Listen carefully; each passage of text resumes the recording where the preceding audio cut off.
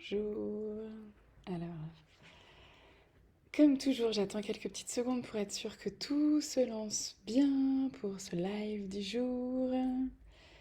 Alors, ok, si tu passes dans le coin, tu peux me faire un petit coucou. Si tu vois en replay, me faire un petit hashtag replay pour savoir que tu as vu ce live. Hmm,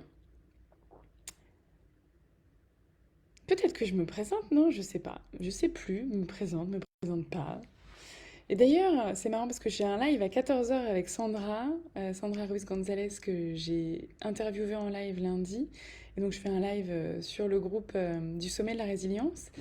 Et je sais que c'est une question qu'elle va me poser.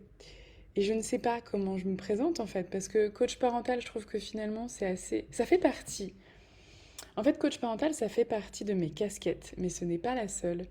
Parce que dans mes différentes propositions d'accompagnement, je trouve que je m'occupe pas juste des parents, je m'occupe pas juste de la relation en fait parent-enfant, je m'occupe du bien-être un peu partout. Ah, j'ai l'impression qu'il y a un petit souci sur Facebook.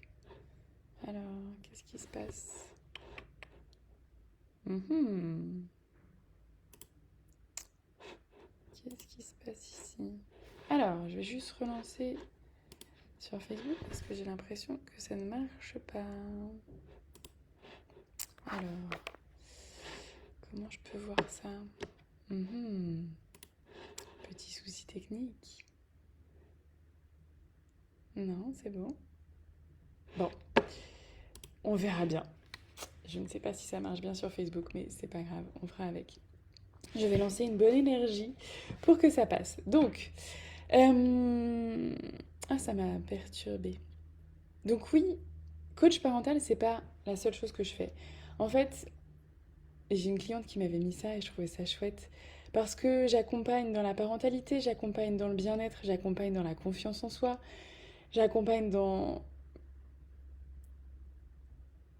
les guérisons de nos blessures d'enfant, de se redonner de l'amour à soi, de tout ce que ça va impacter en fait dans tous les domaines de notre quotidien. Donc c'est difficile de se présenter en quelques mots et puis je suis tellement...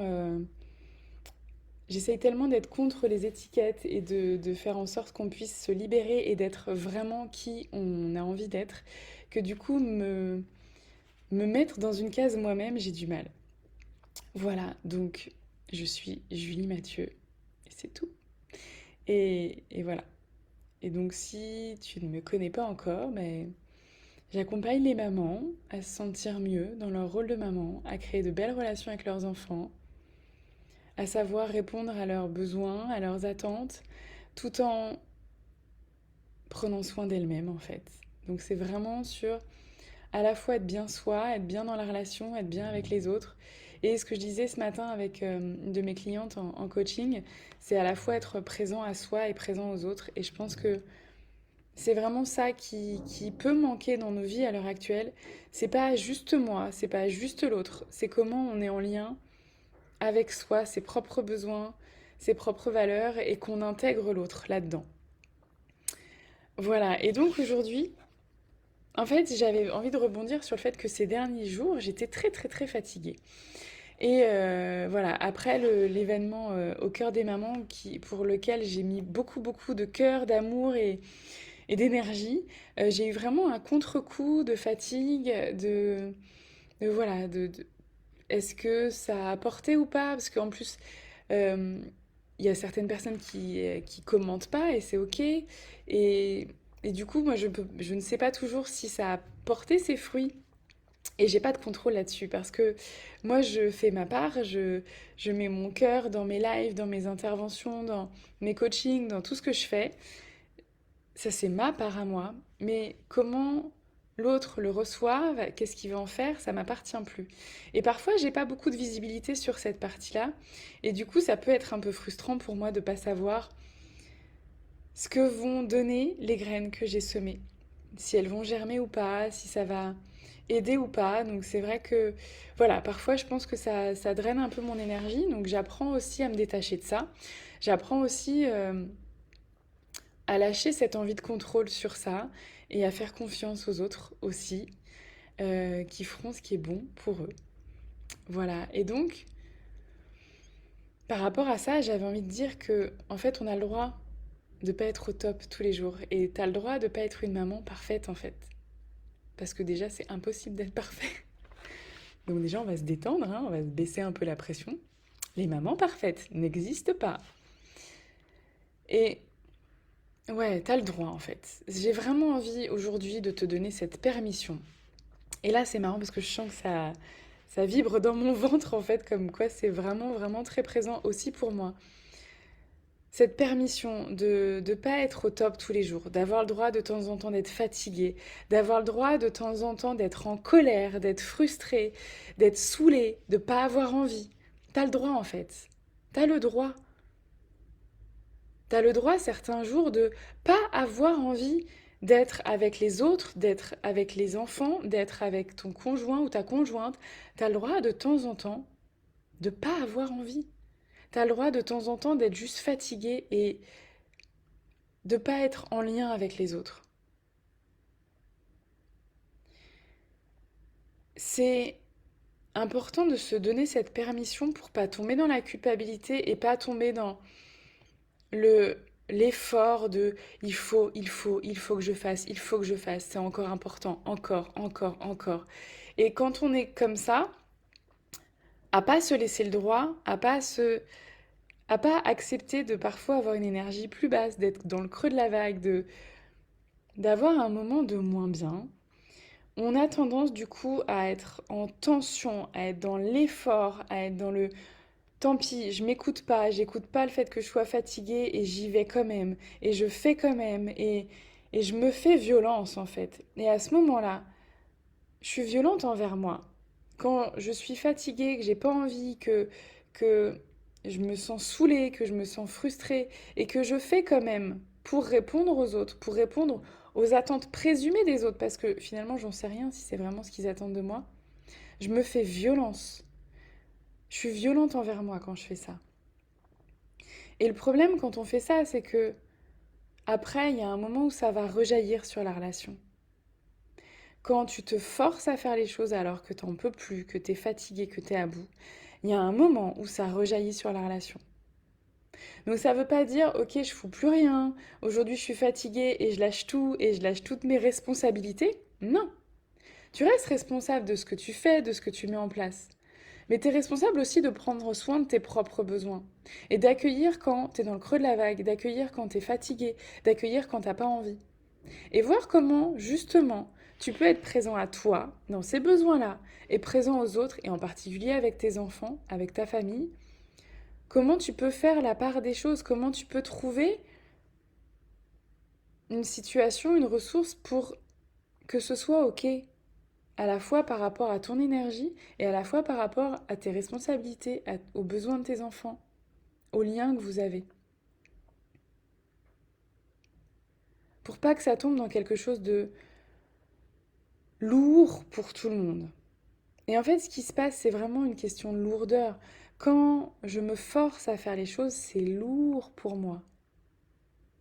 Quand je me force à jouer avec mes enfants alors que j'ai pas envie, c'est lourd pour moi. C'est lourd pour mes enfants.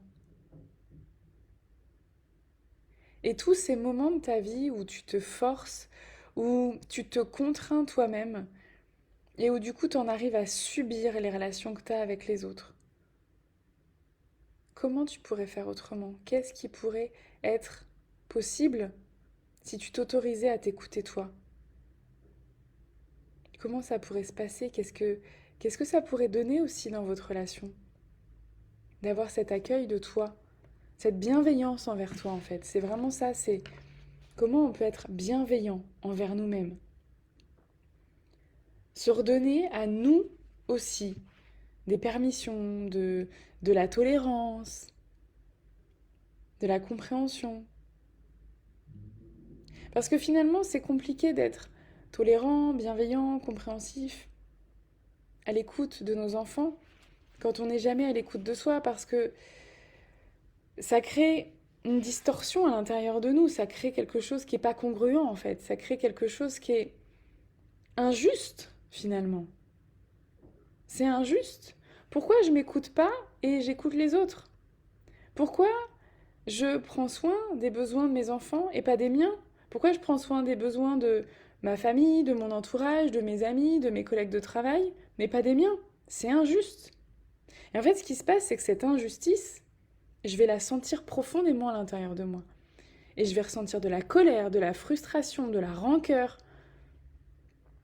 Et à chaque fois que je ne m'écoute pas, je nourris ce ressentiment qui va rejaillir à un moment sur les autres. Et en plus, je m'épuise. Donc aujourd'hui, c'est vraiment ce que j'avais envie de te transmettre. Et comme je suis fatiguée, je te ferai un live pas beaucoup plus long.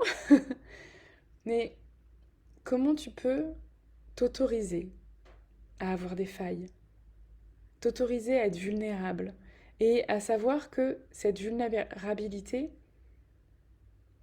c'est pas quelque chose de honteux, c'est pas quelque chose de faible, c'est quelque chose de profondément humain et de profondément aimant envers toi et donc envers les autres. À chaque fois que tu te redonnes ta place, à chaque fois que tu t'écoutes, à chaque fois que tu t'accueilles là où tu en es, à chaque fois que tu t'aimes toi un peu plus, tu es plus en mesure d'être à l'écoute et dans l'amour des autres. Voilà, c'est tout ce que j'avais envie de transmettre pour aujourd'hui. N'hésitez pas à mettre un petit commentaire quand vous verrez en replay. J'espère que sur Facebook, la vidéo est bien passée. À partir de demain, les lives seront sur Facebook, sur le groupe Nouveau Regard sur ma vie de maman. Donc si vous n'y êtes pas encore, n'hésitez pas à vous y mettre. Je sens que niveau technique, on n'est pas fou là. Bon, c'est pas grave. N'hésitez pas à vous y mettre. Et si tu veux des informations sur mes accompagnements, sur la façon dont je travaille, si tu as envie d'en savoir plus, contacte-moi, mets-moi un commentaire sur ce live, contacte-moi en message privé. Alors encore une fois, si j'ai pas répondu dans les 24 heures au message privé, c'est juste que je l'ai pas vu parce que je réponds en général assez rapidement. Sinon, tu peux m'envoyer un mail, tu peux prendre rendez-vous directement, comme tu préfères, comme c'est le plus confortable pour toi. Mais si tu as envie qu'on en discute, n'hésite pas. Et si sur mon planning d'agenda, tu vois qu'il n'y a pas de plage horaire disponible, tu me contactes et on trouvera ça ensemble. Voilà. Je vous souhaite une belle journée et je vous dis à très bientôt. Ciao.